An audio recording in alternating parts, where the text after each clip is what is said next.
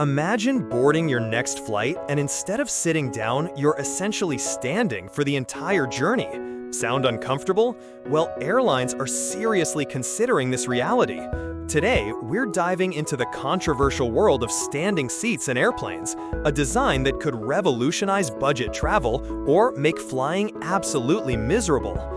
I'm going to break down everything you need to know about these vertical seats, from how they actually work to whether you'll be seeing them on your next vacation flight. So, what exactly are standing seats?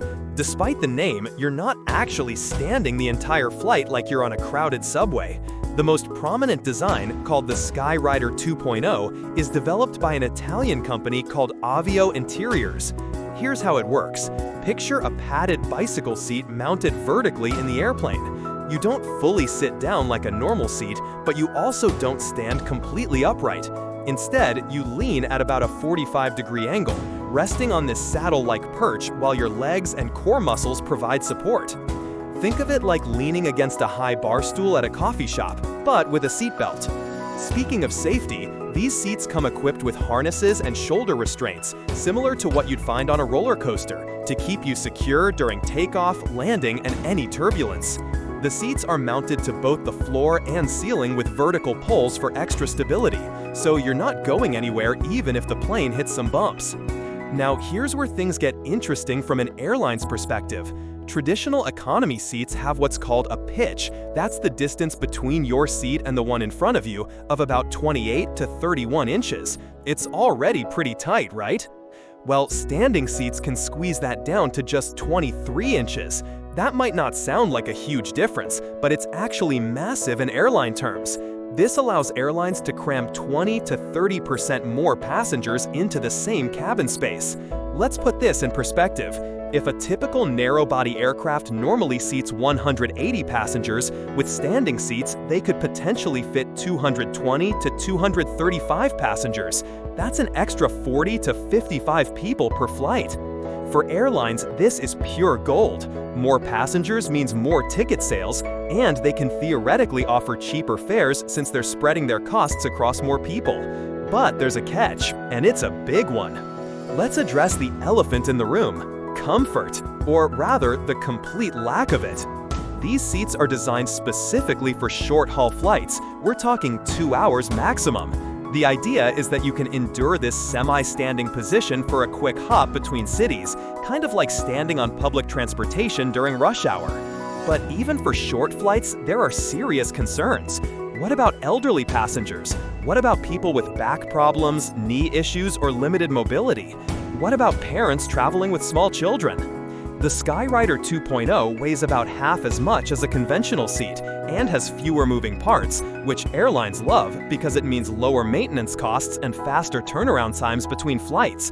But for passengers, especially those who might struggle with balance or have physical limitations, this could be a nightmare.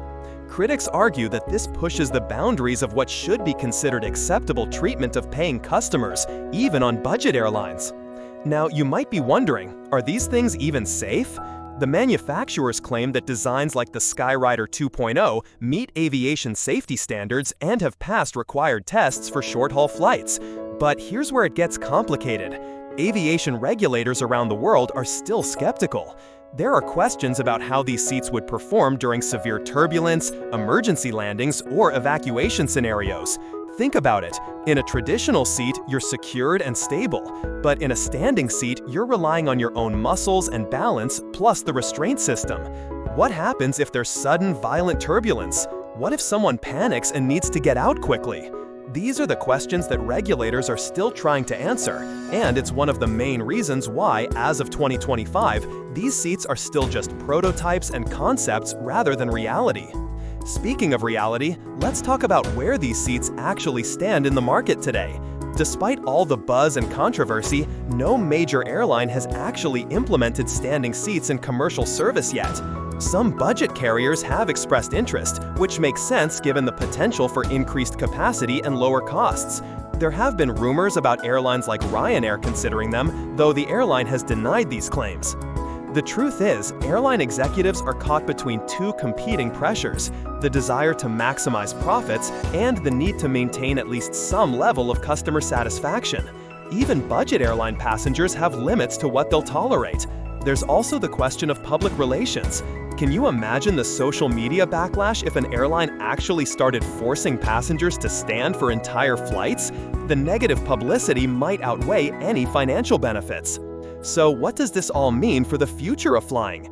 Standing seats represent a broader trend in the airline industry toward finding creative ways to cut costs and increase revenue. Instead of a full eco low-cost carrier, a three classes low-cost carrier. And what has the interest from the airline companies been for Skyrider V2.0? The next step will be to have a full